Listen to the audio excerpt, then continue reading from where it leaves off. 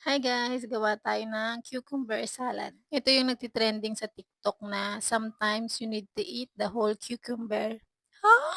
Pipino na lang guys. Sometimes you need to eat the whole pipino.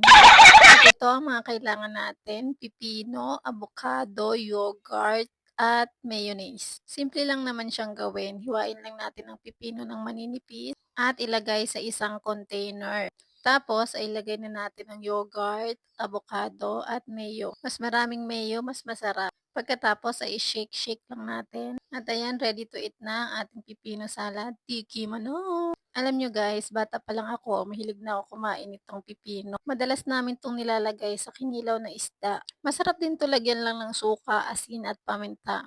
Yummy. Naalala ko dati, kapag bumibisita yung mga kamag-anak namin nakatira sa bukid, may dala silang maraming pipino at mga gulay. Tapos kapag bumalik na sila sa bukid, papadala naman namin sila ng mga seafoods. Ganun lang, bigayan lang. Anyway, ang sarap din itong pipino salad. Kita nyo naman sa expression ng mukha ko, sarap na sarap ako dyan ah. Naubos ko yung isang buong pipino talaga. Tapos dinagdagan ko pa ulit ng mayonnaise. Mas masarap kasi siya pag maraming mayo. Diyan eh, yun lang. Adios.